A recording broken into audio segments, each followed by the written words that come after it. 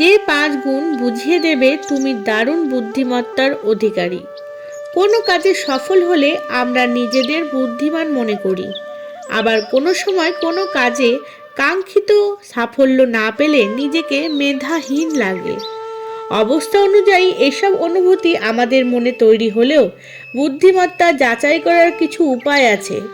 এবার মিলিয়ে নেওয়া যাক এই লক্ষণগুলো তোমার মধ্যে আছে কিনা।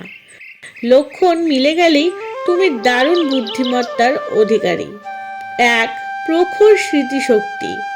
বুদ্ধিমান ব্যক্তিদের একটি গুণ হলো তাদের অসাধারণ স্মৃতিশক্তি।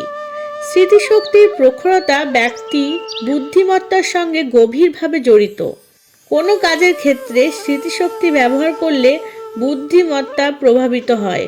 যদি কোনো ঘটনা বা বিষয় সম্পর্কে খুব সহজেই অনেক বেশি নির্ভুল তথ্য মনে রাখতে পারো, তবে নিজেকে বুদ্ধিমান বলা যেতেই পারে। দ্রুত শেখার ক্ষমতা। জটিল কোনো বিষয় দ্রুত বুঝতে পারা বা শেখার সঙ্গে বুদ্ধিমত্তার সম্পর্ক আছে। বুদ্ধিমানেরা নতুন কিংবা জটিল কোনো বিষয় খুব সহজেই শিখে নিতে পারে। শিখে নেওয়া বিষয়টি জীবনের যে কোনো পর্যায়ে কাজে লাগাতে পারে। দ্রুত কোনো কিছু শেখার দক্ষতা বুদ্ধিমানদের অন্যতম গুণ। নিজের মধ্যে যদি এই দক্ষতা থাকে তাহলে নিজেকে বুদ্ধিমানদের মধ্যে একজন বলে মনে করতেই পারো। 3. মননশীল চিন্তা। অপ্রচলিত সমস্যার সমাধান করতে পারে বুদ্ধিমানেরা।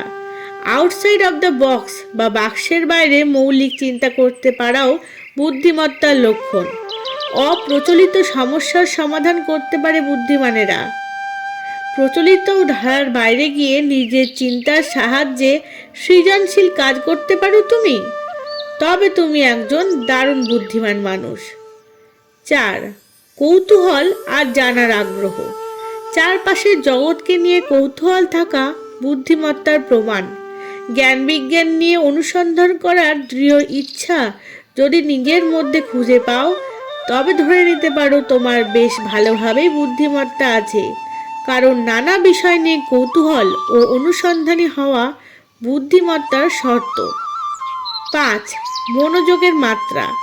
কাজ করার সময় গভীরভাবে মনোযোগ দিতে পারলে বোঝা যায় বুদ্ধিমত্তা।